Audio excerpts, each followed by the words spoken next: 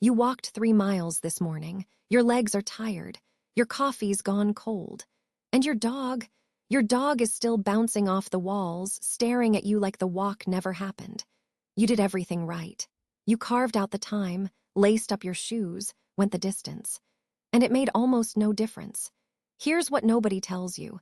Physical exercise only burns about 20% of what a high-energy dog actually needs. The other 80%, that's a mental debt.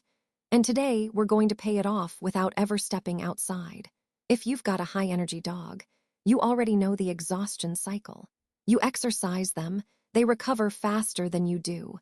And by the afternoon, they are back at full throttle, chewing something they shouldn't, barking at nothing, pacing the hallway like a tiny furry hurricane. And you are sitting there thinking, what am I doing wrong?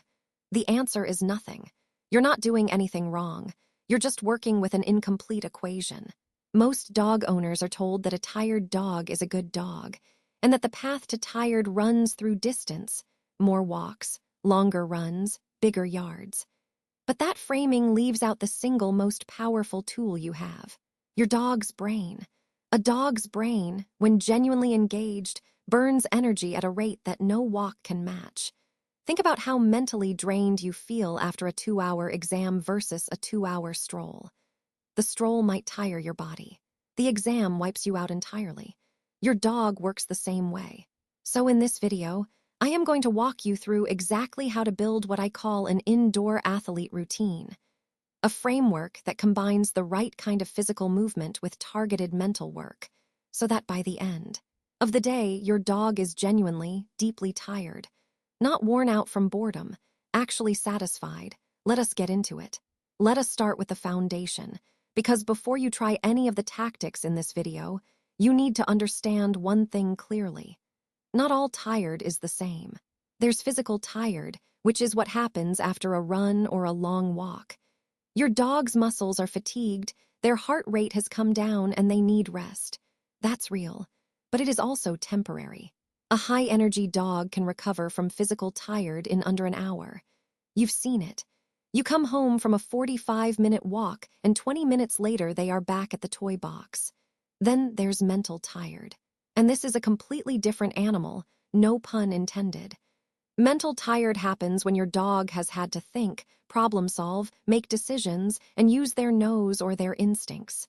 It hits deeper, it lasts longer, and it produces a kind of calm that physical exercise alone almost never creates.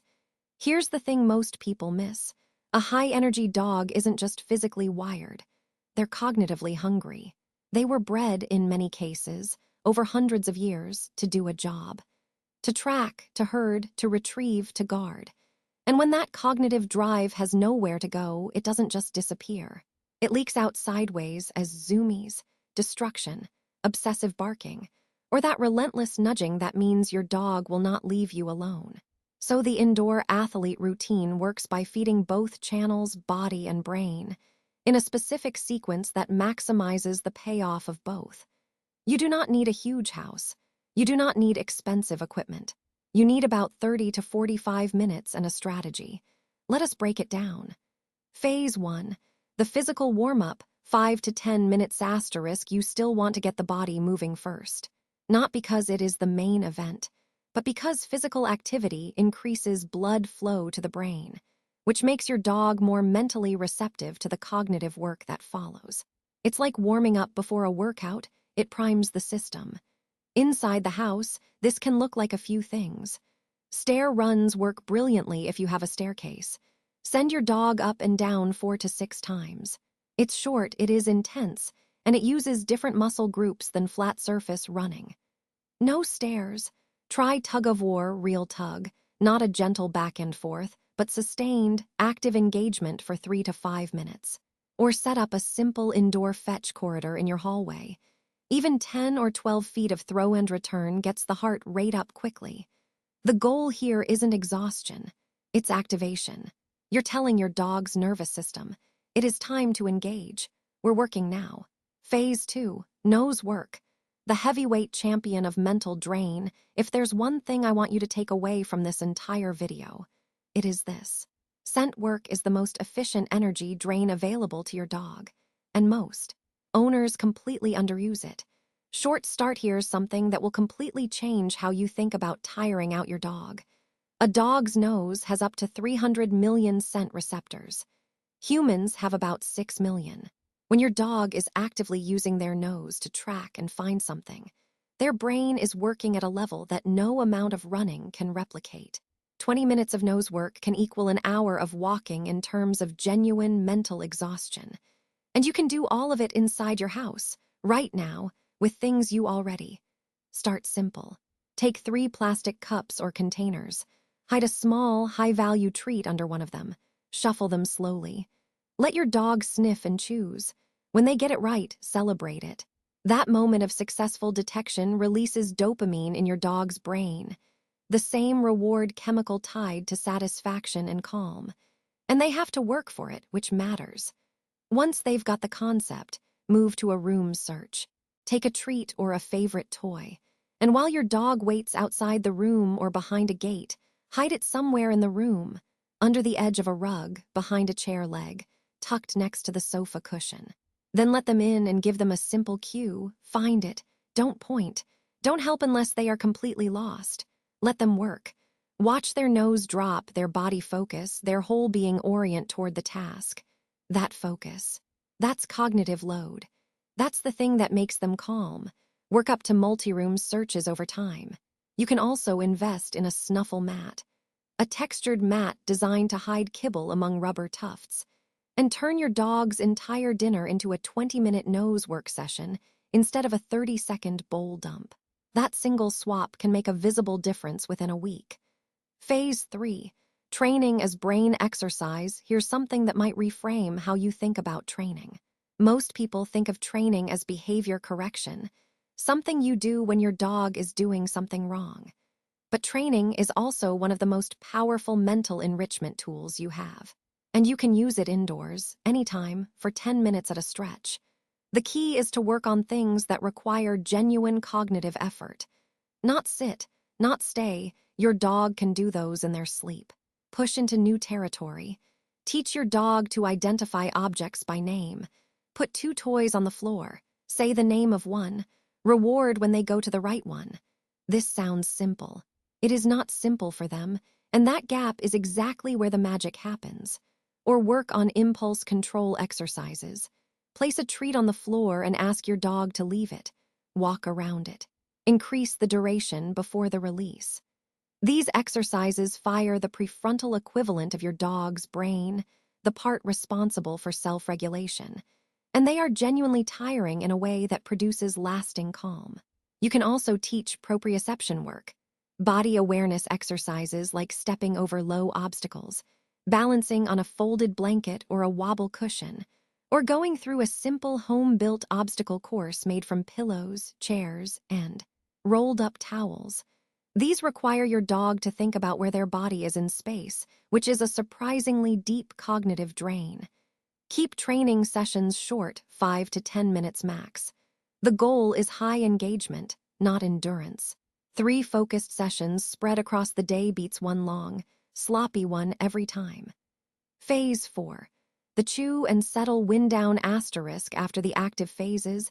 You want to transition your dog into a calm state rather than just stopping cold.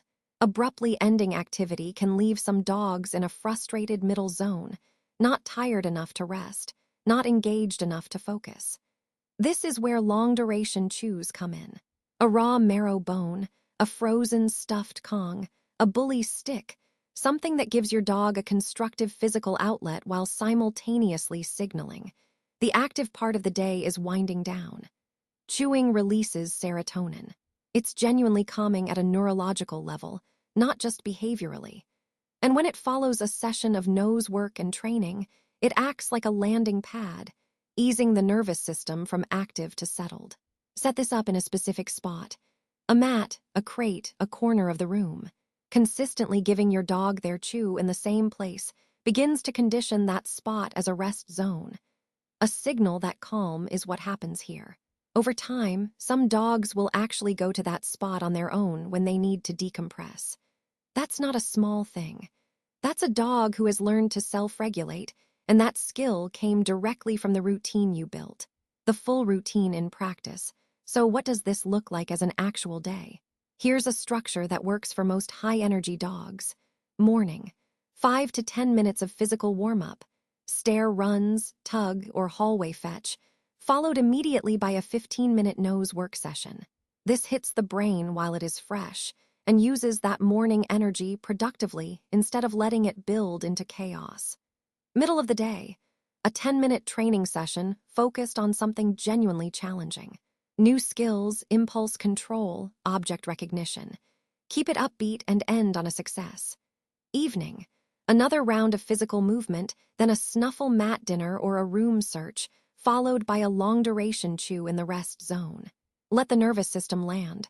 That's it. That's the routine. And on a rough estimate, you are looking at maybe 40 to 50 minutes of active engagement, spread across the day. That will do more for your dog's behavior and emotional state than a 2-hour walk ever could. Short start the shift that changes everything isn't finding more time. It's understanding what your dog is actually asking for. When they are bouncing off the walls at 7 in the evening, they are not asking for another walk. They're asking you to give their brain something to do. And once you start meeting that need, consistently, intentionally, the dog you've always wanted starts showing up. Calmer, more focused, more connected to you. Because a mentally satisfied dog isn't just easier to live with. They're actually happier. And that changes the whole relationship.